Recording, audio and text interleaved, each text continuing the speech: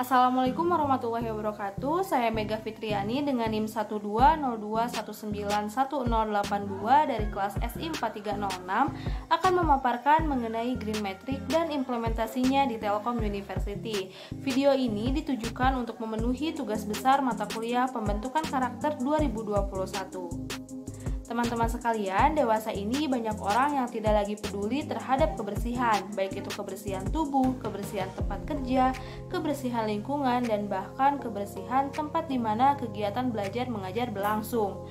Nah, kunci agar terciptanya lingkungan kampus yang bersih, sehat, serta nyaman adalah adanya kesadaran dari semua warga kampus, baik itu dosen, tendik, maupun mahasiswa.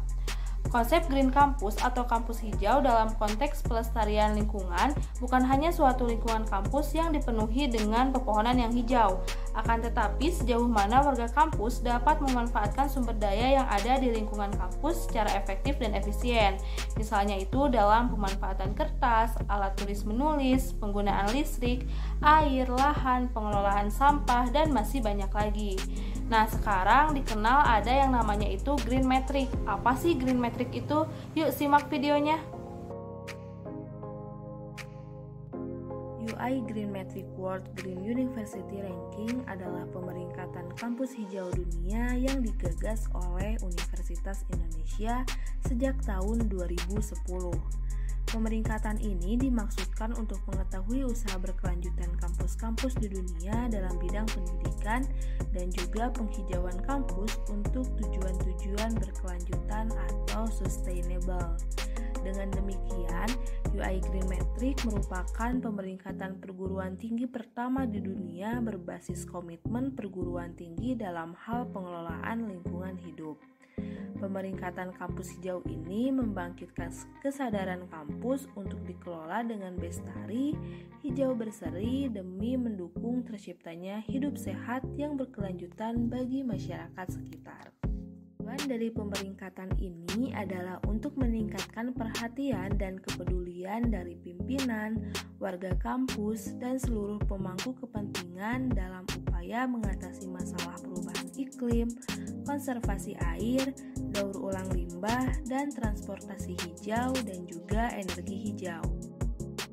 Pada Desember 2020, Telkom University menduduki peringkat bergengsi sebagai kampus terhijau ke-9 di Indonesia dan peringkat pertama untuk kampus swasta di Indonesia. Berbagai upaya penghijauan dilakukan seperti penanaman pohon dan pembuatan sumur resapan 1000 biopori pada kampus seluas 50 hektar. Selain itu, beragam implementasi teknologi hijau terus dikembangkan, seperti memproduksi kendaraan listrik untuk transportasi mahasiswa di dalam kampus serta patroli keamanan kampus. Adapun kriteria dan indikator dari Green Metric yang pertama adalah pengaturan dan infrastruktur, lalu ada energi dan perubahan iklim, limbah, air, transportasi, dan juga pendidikan.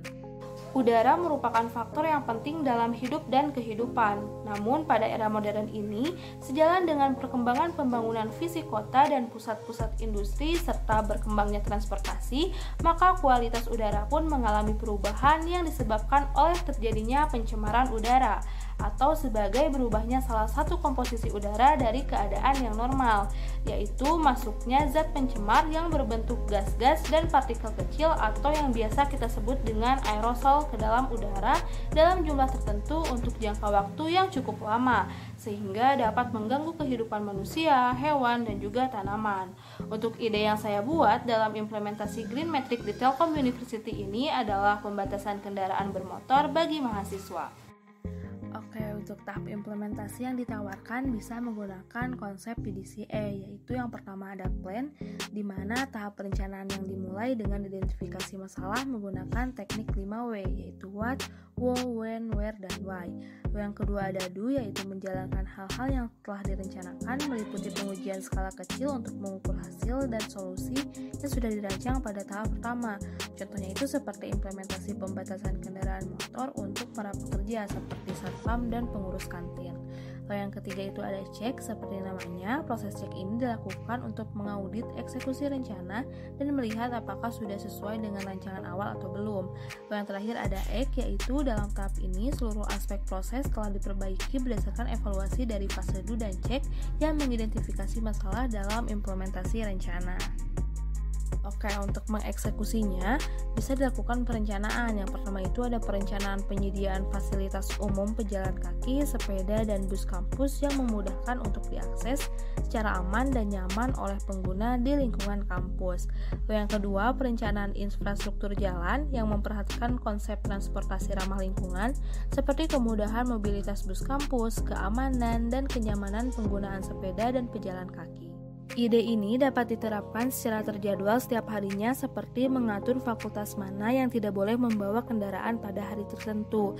Jadi untuk fakultas yang terpilih pada hari tertentu dipersilakan untuk pergi ke kampus menggunakan fasilitas pejalan kaki, lalu sepeda, dan juga memanfaatkan bus kampus yang sudah tersedia.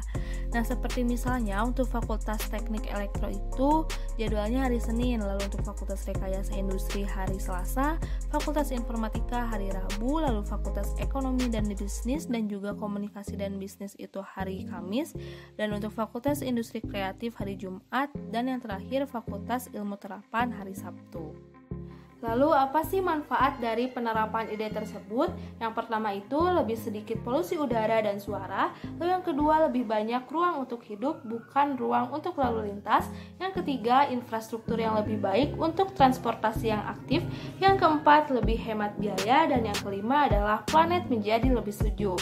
Mungkin sekian pemaparan dan ide implementasi Green Metric yang dapat diterapkan di Telkom University. Semoga bermanfaat. Wassalamualaikum warahmatullahi wabarakatuh.